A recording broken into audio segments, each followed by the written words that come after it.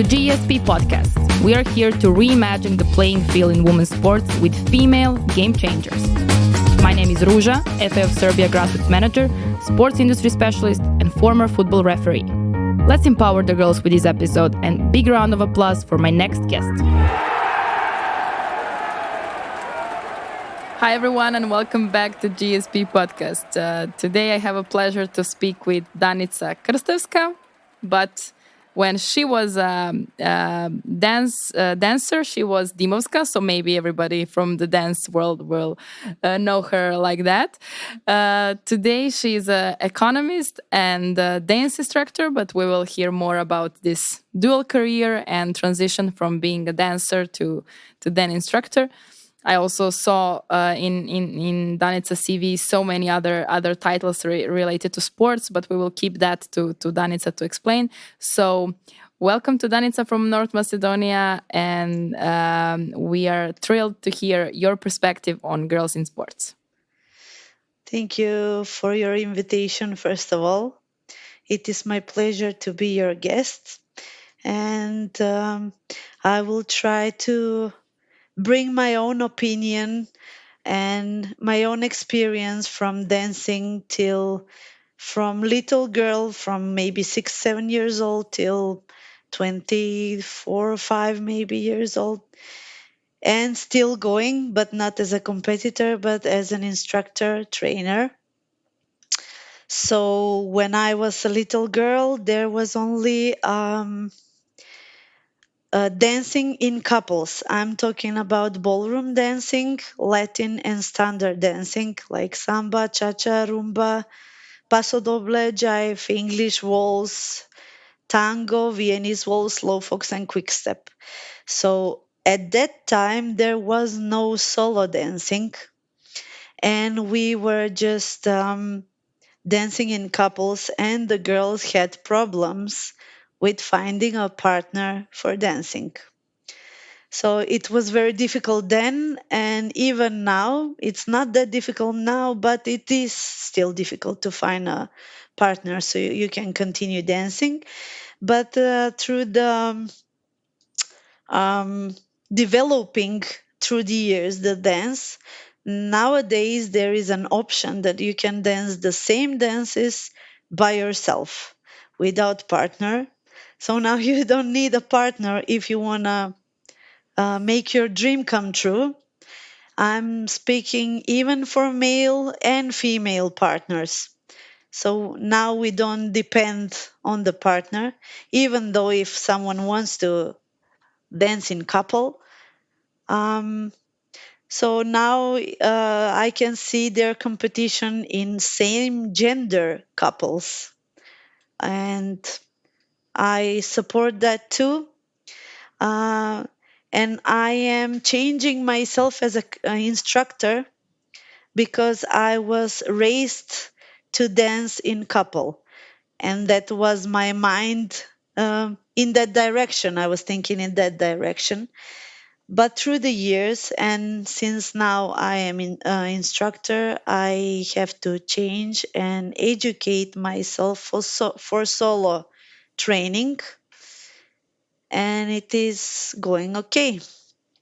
And I must say that for maybe it is the only sport, if I'm not mistaken, the only sport where male and female, both partners, are equal. So I am happy to say that I haven't experienced any differences as of now, since the technique for moving and moving legs, arms, hips, heads are the same for male and female. Well, this So is really nice to hear in this podcast because most of the time, we speak about differences, we speak about inequalities. So having somebody to bring the equality of sports is really encouraging, I must say. Yes. So I am not competent to talk about football, male or female, but I'm happy to say that I was in a sport where both sides are equal. So we had same strength, same power we had to use. And even though I can um, stress that males should work maybe harder there than female, because the male is the machine that has to work harder, so the female will look prettier. Well, this is kind of nice. I like the sport. Now I'm gonna rethink my choices as a kid Uh, and back in past. yes, for discrimination, maybe I am moving this conversation into another direction. No, no, we are not here Because to say that just to highlight discrimination. We are here Mhm. to also speak about positive examples in terms of where we don't have a discrimination or where discrimination goes in other direction. I mean, the things that girls are suffering, also boys can suffer too. So this is not like, let's say, just a female perspective. Majority of it is because, as you know, even though you're coming from a dance, other sports are not that lucky, especially girls in other sports. But that doesn't mean that your sport is not cruel towards girls and boys too, in terms of maybe some mental abuse or physical abuse or other challenges that are there that doesn't have to do with discrimination. So we are here just to fight the prejudice, to speak about the beautiful side of dancing and then also the hard side of dancing, what has changed since you let's say you were a competitor and now as an instructor. So don't worry, we are in a really good direction and conversation in here. uh, okay. What else I wanted to say is that as an instructor, I cannot remember when I was little girl, but since I start thinking widely, right, and think about genders, male or female, I am supporting or all male partners, even when I'm teaching children or adults. I think that male dancers need more support than female, since male dancers are discriminated maybe by their own gender. Yes, and also I do know that when a boy or man is dancer, they like to call them some not that nice names, to put them in certain groups, even though maybe they're not part of those groups, and nobody's speaking that it's shameful to be part of any group. But I mean, just by somebody being a dancer, that doesn't mean that his sexuality is this or that, or for example that Exactly. he's weak or not weak, that he's feminine or not feminine, and so on. So this is really something not nice, let's say that way. And also those kind of comments like he's there just to pick up girls, not because he's in love with dancing, and those kind of comments. Well, nowadays, yes, I can see that for adults when they are going to dance classes, like social dance classes, actually, what I have concluded, I'm not saying that it is, but I have concluded that they are there to pick up a girl, and that shows a lot for them.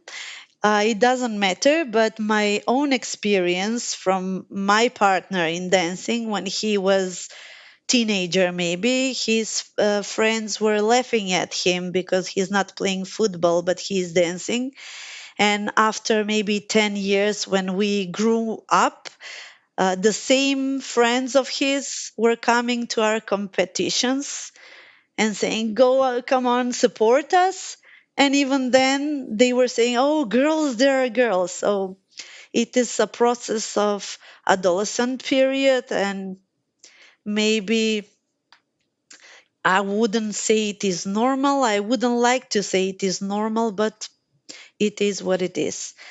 Well, this topic of yours, when you say about social dancing, I have to say that since 3 years ago, I started dancing salsa, and salsa brought a lot of, let's say, joy and happiness to my life. And it was something new I always wanted to try, but never had time. And then at some point, I realized it can also be a good therapy, not only good physical activity. So when I started dancing salsa, I realized a couple of things. First of all, yes, there is a lack of men in dancing, even in social dances.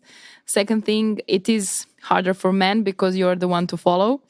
So he needs to know what he's doing.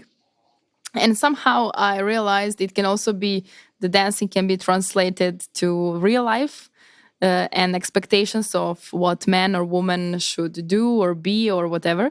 So I do concluded that dance, any type of dance, is kind of let's say life teacher. Let's call it that way.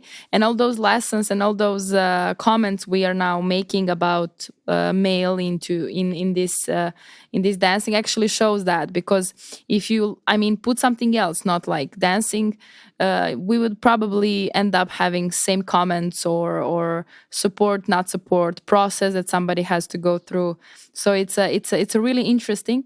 But what I would like now is to try to bring you back in your competitor shoes when you were dancing for pure joy, competing for pure joy of dancing.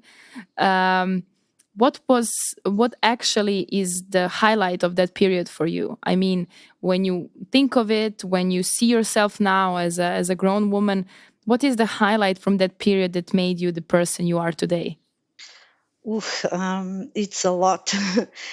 We're listening. It it changed me. Maybe it raised me in a direction. Okay, my parents behaved me right, but even sport creates you as a person to be strong, to be um, never give up, maybe to be stubborn for your goals, a little bit stubborn, not to give up ever. Yeah, persistent. Um, Persistent, yes, thank you for the um, help.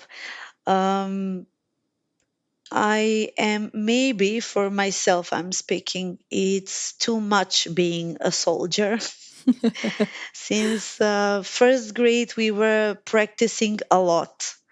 So never give up, even if it's hard. You wanna do that. No one is forcing you to do that, and the will and the wish for being the best, uh, to show yourself off, kept me all the time practicing, Yeah, and and it when you is would get a medal in the end or a trophy, oh, can you it's describe that feeling comparing to all the sacrifice you were given? maybe then I wasn't aware, but now I'm crying. Phenomenal.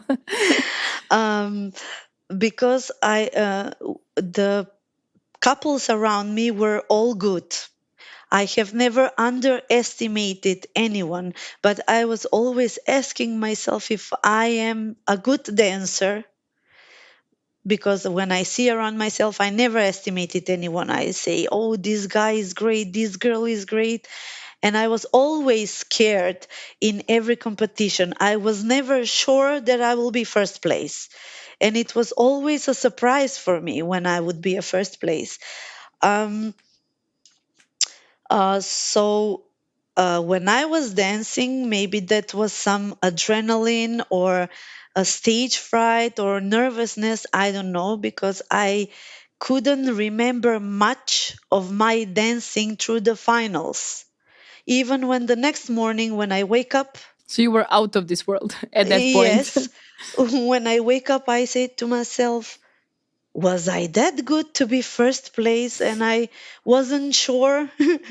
For maybe the following whole week, I couldn't be conscious about that. And every time was great joy for myself. Uh, Well, this is um, something that I would like to emphasize. We always push everybody, especially let's say girls, through the process, but we'll never teach them how to praise themselves. We never teach athletes how to feel good about something. It's like you we always teach them how to get to the goal, and then when they are at the goal, it's like, okay, what's the next goal? We never teach them like, hey, stop, enjoy this moment, like look at the view, from the top, how it looks like. No, we're always like, what's next? What's next? Like, I believe that as soon as you finish a final, you're thinking about the next competition that is in front of you, and even like no time or no room for you to say, look what I did. I mean, I trained for this for a couple of months, for so many hours. Now I'm the best, and then in the end it's just, let's say, a trophy on your shelf. No Mm, proper praise of what you have been doing. well, yes, I don't know if, okay, because I am now economist, maybe professional dancers can speak about that, who are still in their 30s, maybe all the time in the halls, exercising, practicing. Maybe at the age of 30, you're more conscious, aware of what is going on. But since we were kids at first grade, you don't know what you are doing. Just you're going on a competition. Okay, I am first place, I'm last place. I was even last place as well. I have never been all the time Yeah, the nothing best. nothing to be ashamed of. It's a Yes, process. even that process will make you, maybe eliminate you or push you to work harder so you can be first or second. Um, I can say that, okay, Well, now we as an started. instructor, do you maybe teach your dancers to have that moment of theirs, to be more conscious, let's say like that? Yes, because now, through the years, we are changing, we are learning. Maybe we took something positive from the past, we learned something negative from the past, and I'm trying my best to be the best teacher, not only in dancing, in sport, but to, uh, even as a mother, to raise good kids. And the kids I'm teaching, they're good at school. They're going to competition for maths, chemistry, physics, Phenomenal. and I'm very proud of them, first of all. And even they are not, even they are only in semifinals, not in finals, I am proud of them, first of all, because of the persons they are. In my head, I'm not telling them, in my head, you are first at chemistry, don't worry, there will be other competitions in Latin dances. So I'm trying to raise them even as a mother. I'm not their mother, but I'm doing my best. Even I have told them that for sure, I'm making mistakes myself with them, but I'm trying my best. Yes, and that's the in the end of the day the most important thing. And speaking of this, a mother approach to as a coach, let's say it that way. I do with so many other ladies I spoke during this podcast. And speaking from my own experience, I can say that coaches were always something like a second parent, somebody you can go to say what is bothering you without being afraid that other side is going to punish you or be mad or whatever. So I really do believe that this informal parenting that you're doing is really relevant to their education, knowledge, and development.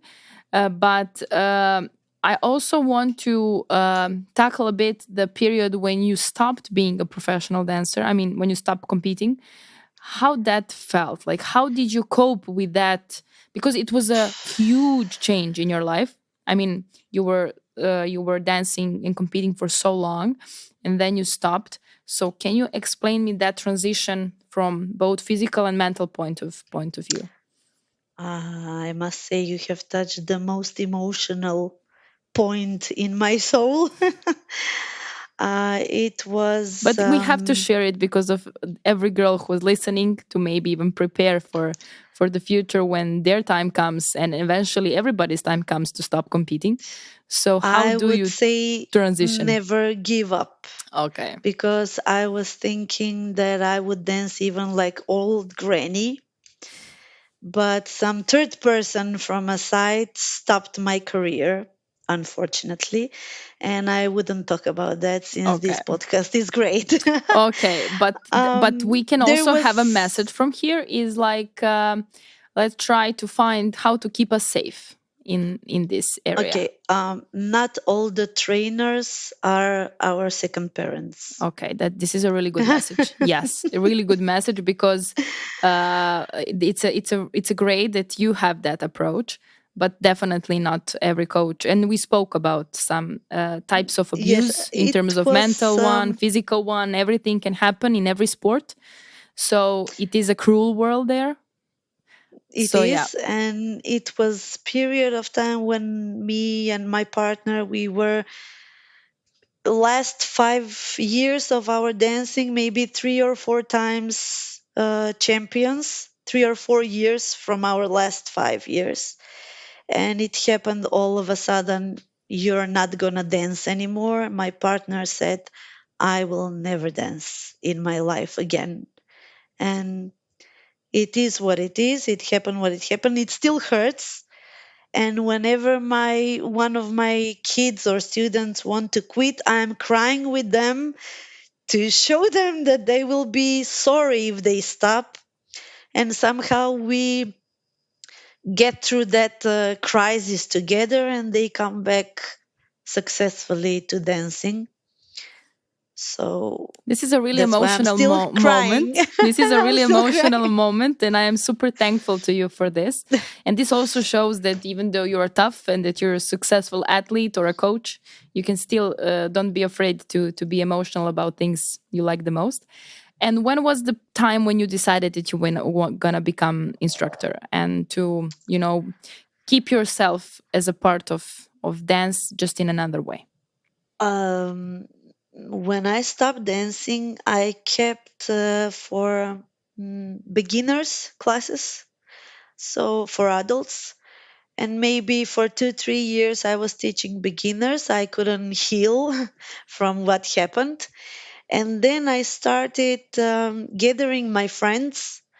Let's have aerobic classes. So I'll Okay. keep myself in shape. And the classes would be for free as long as we exercise and keep us in shape. That was happening maybe for 10 years. I became aerobic and Zumba instructor. But people for preparing weddings, they were keep on calling me to for private classes to prepare couples for a first dance. And 3 or 4 years ago, one of my ex trainers called me and said, "Do you wanna come back and keep training kids? But it is in another dance club, not in my first dance class." Then I didn't respond anything. Not even hi, thank you, I'll think of it. I just read the message and didn't respond. And after 2, 3 weeks, she contacted me again. Do you wanna teach kids for competition? And I said, I don't know. I would love to teach kids and adults. It doesn't matter. But somehow I felt afraid inside of me because of my emotions, maybe that are still here. Do you feel that um, through this process now that you're in, that you are actually healing with them together by doing what you're doing now? I don't think I'm healing. Yeah, I You know why? once dancer, Because, always a dancer. yes, um, because my kids are different than when I was a child. Yeah. I can say even my trainer, she wasn't my second parent, but maybe that is better. But when you look at from this period of time, the kids are different. The kids are more sensitive. Uh, we were like soldiers. I'm afraid these kids now are not as soldier as we when we were. Um, the parents don't look at this like professional thing. I'm talking about my country, since education is most important than dancing, Yes, any unfortunately. than any sports, let's call it that way. Yes, but that is in my country. I'm not saying that it is everywhere. This is what my country offers, and we are all conscious. And I say to myself, every month is a gift, since they are not coming to me to tell me I quit dancing. Okay. So it Yes. is a gift for me, but I'm trying to be a strict trainer as much as I can be, not as strict as the trainer I had, even though I want to be, but I'm not that kind of person. And Yes, that's kind of a nice thing to say, that every month that you have with those kids is a gift. And I also believe that this period of time when you were a competitor, we or where I was football referee for 7 years, I think I took that period of time for granted. I didn't enjoy it that much as I should, in terms of being happy for being at the pitch. Now, when I'm not at the pitch, I miss it. I believe that it's the same with you and the ballrooms. But in the end, if there was one thing that you could change in your career, what that would be, and what the message would be from there to any girl listening now who's maybe willing to take the dance part, or is dancing, or is in love with dance. not to stop dancing. Never not dancing. Maybe never not dancing. Maybe I should change the dance club then and keep on dancing. But then all of a sudden, um, I wasn't conscious. Maybe I didn't even had partner then, because my partner said, I'll stop here. Then there weren't any available partners for me or on my level, so we can continue competing. And I was left alone. I was discriminated. Yeah, see, even in dance, we end up being discriminated. But this is not. I have to say, this is not uncommon thing. Actually, it is more common than you can think, even from the other sports perspective. I also had a chance to speak with one former judo champions who told me, I quit because my club stopped working, or my coach quit, or whatever.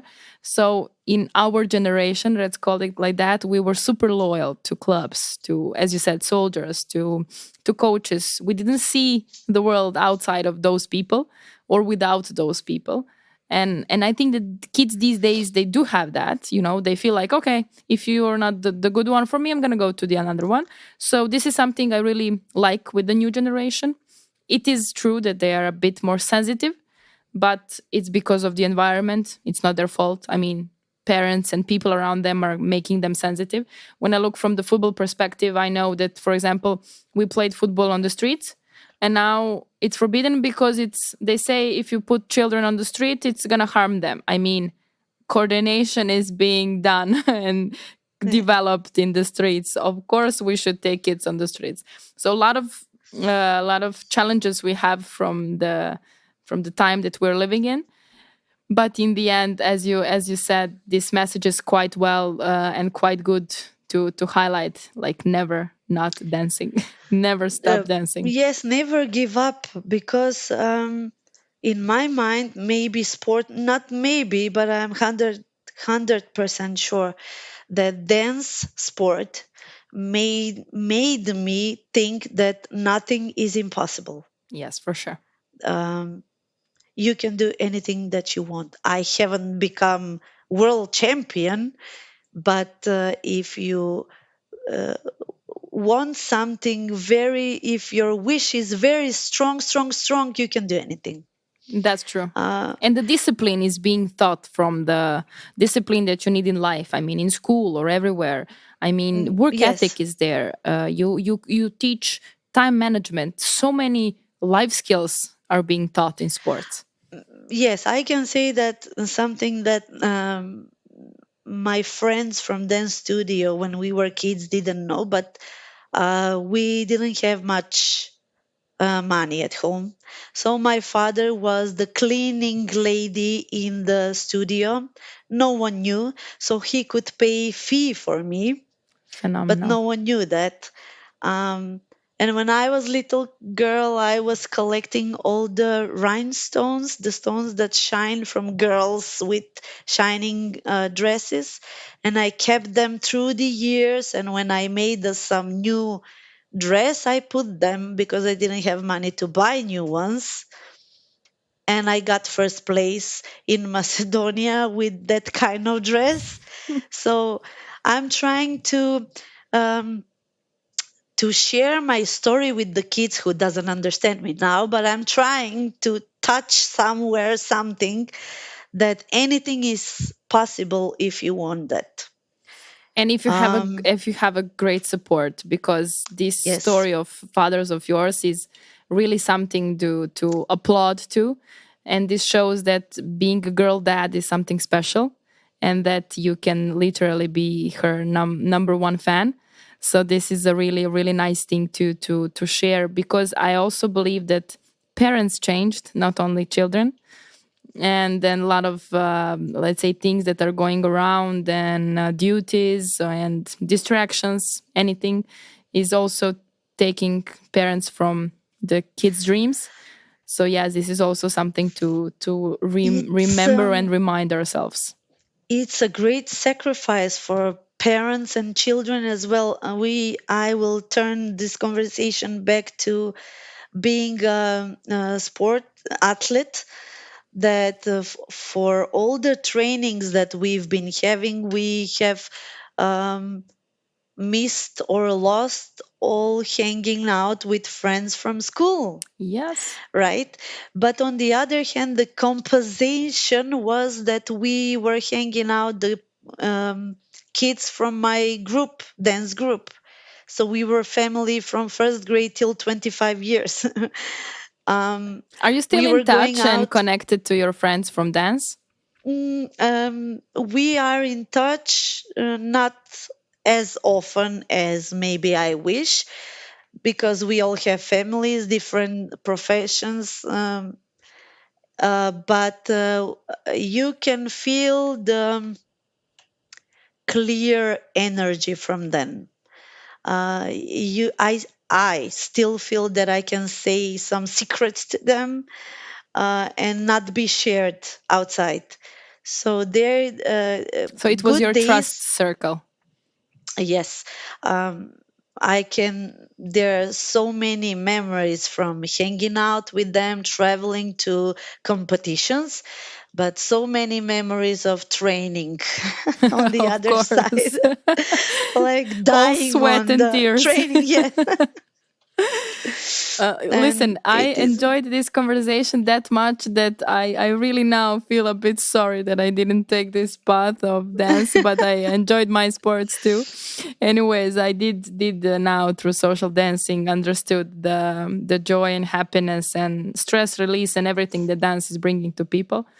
So I can just say to you that I hope that you have new dreams now related to dance as instructor. I hope that you will reach those dreams as an instructor, and that in the end you will feel like you now know what you have sacrificed by stopping dancing in compared to what you have achieved as an instructor. So I do believe that with your discipline and grit, we can see you as a world champion instructor in the future. Oh, Why not? Why why not? not? Anything is possible. Yeah, you Yes. just said that through the podcast. So thank you very much for sharing your story. Thank you. Thank you very much for the invitation. Big shout out to European Union for co-financing this project as a part of the cooperation partnership in field of sports.